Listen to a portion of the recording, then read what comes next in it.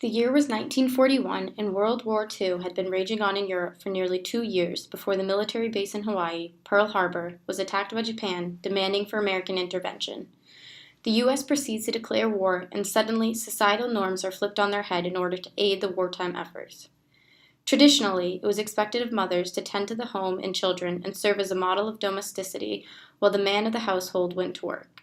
Now, as men are being shipped off to war, they leave an absence in the workforce in their wake. With the majority of men out on the front lines, women had to step up to the plate and take their place in the job industry. Women went to work in factories and on ships, all while maintaining their responsibility as mothers and caretakers. They played a crucial role in wartime efforts in the economic boom that contrasted the disparity of the 1920s following the end of the last World War. The government purposely advertised images of Rosie the Riveter that disseminated a message of women's independence and self-sufficiency. They continued to launch a campaign in order to change the mind of individuals who didn't believe women had the ability or know-how to be in the workforce, even in this time of need. 4 years later, by 1945, there are more than 6 million working women in positions to directly aid the war out of a total of 13 million women in the general workforce. The war concludes in 1945, and men previously deployed return to U.S. soil, eager and intent on reclaiming their jobs. Women, however, were not so keen to give up their newfound independence and sense of purpose in the workforce, and those that refused to give up their positions consequently were fired.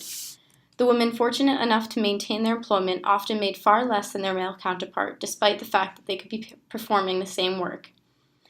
The depiction of women post-World War II was a far cry from the wartime propaganda that had the aim of empowering women to join the workforce and aid in wartime efforts. In its place were advertisements portraying women as submissive, ditzy, and as purely domestic creatures. It is in this time, during the 1950s, that the feminist movement began to percolate beneath the surface. Women had gotten a taste of independence, and they wanted more. A 21-year-old Betty Friedan has graduated from Smith College, training as a psychologist. Though her future does not hold psychology in practice, instead, in another 21 years' time, Friedan will publish a work that historians have marked as the beginning of the modern women's movement. The content so spellbinding that it raises the consciousness of millions and can be credited with sparking the second wave of feminism in America. Betty Friedan, born Betty Naomi Goldstein on February 4, 1921, in Peoria, Illinois, was the daughter of Harry Goldstein, an immigrant from Russia, while her mother, Miriam, was the daughter of 2 Hungarian immigrants. They resided in a middle-class suburb with their father running the successful Goldstein Jewelry Company, while their mother attended to the house and children. Before giving birth to her 2 daughters and son, Miriam Horowitz Goldstein was working at a Peoria newspaper writing for the society page before giving up the position upon her husband's request in order to run the household. Betty states retrospectively at a point in her adulthood that her mother's anger at her economic dependence on her husband taught her that she had to earn her own living. Later on, as she wrote The Feminine Mystique, would Betty come to understand her mother's cold and critical demeanor as masking a deep bitterness at giving up the work she loved. Growing up as an intelligent, Jewish, outspoken individual who was regarded in that time as unlovely, Betty was regularly ostracized. She was barred from the fashionable sororities at her Peoria high school and rarely asked on dates. It was an experience, she would later say, that made her identify with people on the margins of society. As she transitioned into life at Smith College, an independent women's school located in Northampton, Massachusetts, she found her footing in an environment that valued and called for her passion, intelligence, and outspoken nature. Following her graduation, Betty worked at the University of California, Berkeley on her graduate degree in psychology. She later headed home to Illinois and shortly after moved to Greenwich Village in New York, where she began working as an editor at the Federated Press, a small news service that provided stories to labor newspapers nationwide. In 1946, she took a job as a reporter with UE News, the weekly publication of the United Electrical Radio and Machine Workers of America. Betty was then married in 1947 to Carl Friedan, at the time a theater director before becoming an advertising executive that was followed swiftly with 3 children and a move to suburbia. When The Feminine Mystique, one of Friedan's most well-known and first publications, entered society in 1963, it sparked both outrage and a cult-like following. A year ago, this woman heaved a brick through the rose-colored picture window of the American suburban bungalow and invited the resident housewife to take a clear look at the outside world.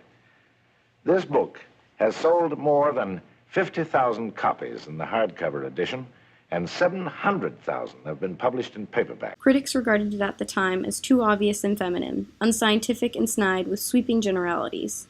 Contrasting the critiques it has received in the short time after its publication, and those that have come decades later as the feminist movement has shifted, The Feminine Mystique can be undeniably credited with raising the consciousness and opening a dialogue for millions of women across America, as it sold more than 3 million copies by 2000 and has been adapted into many different languages. Rarely has a single book been responsible for such sweeping, tumultuous, and continuing social transformation. What Friedan deemed a nameless, aching dissatisfaction that came from the extensive surveys she created for women, that was originally intended to refute the myth that higher education was keeping women from adapting to their roles as mothers and wives, later gave way to the creation of the feminine mystique, in which she later coined this dissatisfaction as a problem that has no name. And of course, we all had mothers who suffered from the problem that has no name. They didn't know what was wrong. Why were they not satisfied by the 3 children and the perfect house? What the countless surveys exhibited was that there was an unquestionable and widespread exasperation among women, sequestered to what the media, educators, and public alike supposed was every woman's ardent dream: to be the aproned housewife and doting mother who was more than happy to complete daily chores and tasks to fill her day while her husband was off at work. A woman today has been made to feel freakish and alone and guilty if simply she wants to be more than her husband's wife, her children's mother, if she really wants to use her abilities. Up until that time, I was thinking that I was just different. A lot of my girlfriends were getting married straight out of college, and I was thinking, I don't want to do that at all. But reading that book let me know that there were masses of women who felt differently, and that it was stunning. While The Feminine Mystique was widely regarded as a breakthrough in terms of the consciousness of women of that time, it was similarly criticized. Friedan's work lacked intersectionality. She seemingly spoke solely to white middle-class women like herself who are financially sound enough to encounter the mundaneness and feelings of unfulfillment of being sequestered to housewifery. Many women of color and of lower income levels worked tirelessly in menial jobs in order to make ends meet and were seemingly left out of Friedan's scope, often being employed by the very women she spoke to as nannies and housekeepers. Thus, the book reflected the subjective evaluation of an elite class of women. Betty Friedan was our cross to bear in some ways because she was brilliant, and she sort of started it all with her book in 1963, The Feminine Mystique. But Betty was an angry person, and she kind of personified the stereotype of the feminist, that she was not attractive and she was raucous. And she also was, to my great regret, not kind to women. Now, I don't want to take away anything from what she represented in terms of being a standard bearer and a leader and a powerful theoretician. But she was very sort of stuck in the middle class analysis. She wasn't comfortable with lesbian rights. She wasn't comfortable representing poor people, black people, people of color. She was basically a representative of her class and her educational status. The lack of intersectionality still plagues the women's liberation movement today, as women of color, immigrant women, and lower income women feel a strong sense of discord from white, middle to upper class women, as they have a privilege not similarly granted unto themselves in society. The women's rights movement has focused on issues that were important to this elite class of women, such as the ability to work outside the home, and left out the priorities of minority women, like police brutality.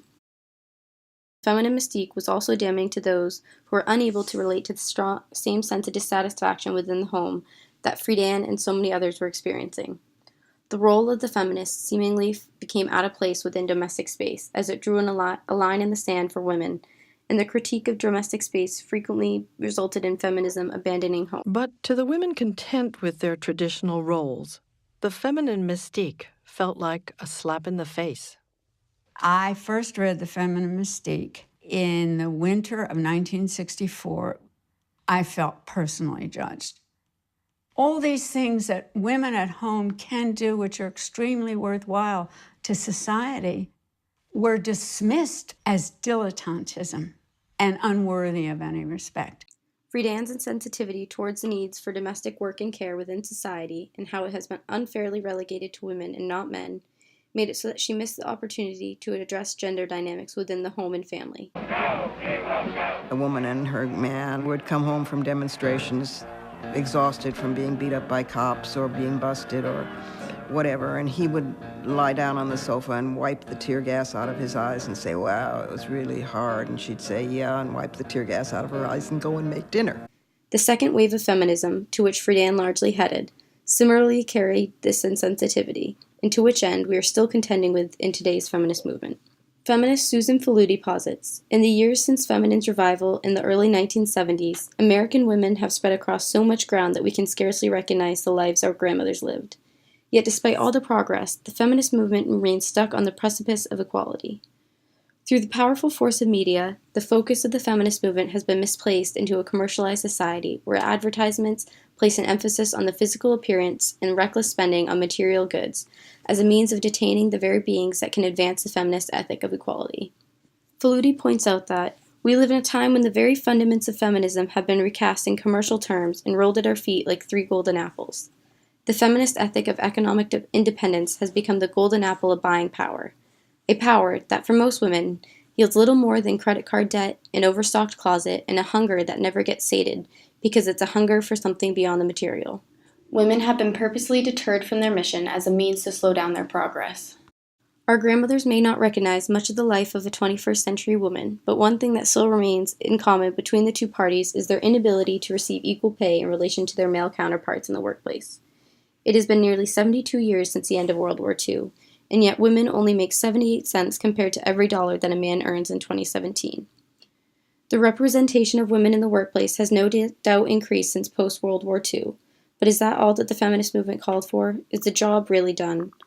Faludi calls attention to this feeling of complacency, stating, women's disillusionment comes from the half-gleaned truth that, while we have achieved economic gains, we have yet to find a way to turn those gains towards the larger and more meaningful goals of social change, responsible citizenship, and advancement of human creativity, the building of a mature and vital public world.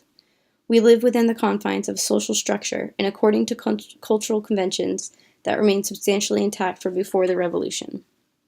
It has been 72 years, and we still find ourselves fighting the same battles as our grandmothers once did, as Betty Friedan once did. For those of us who've started it, for you who will carry it on, the women and the men, the reward is not pie in the sky, not some future abstract promise that has been the reward of previous revolutions. The reward is in the here and now, in the experience transformation of our lives, in the better, more alive ability to live and be ourselves and to make love, not war. But for women, there is something really new in history. That for women, not just a few empresses and queens, but millions and millions of ordinary American women, for the first time, they know the unique human experience of transcending the finite daily bounds of their own life, of casting the net into the future, not just by giving birth biologically to a child, but by existential, confronting the conditions of their life and finding their power to move with each other to change them, changing the face of history, changing the agenda of history, changing the very possibilities of our life for our sons and our daughters. The human passion, the experience of making history, not just history. That is the reward for those of us who's done it. And no woman, no matter what the new problems she faces, and it isn't a happy ever after road, there are new problems each turn you go. No woman would ever turn back. I hope you go on to the new yes.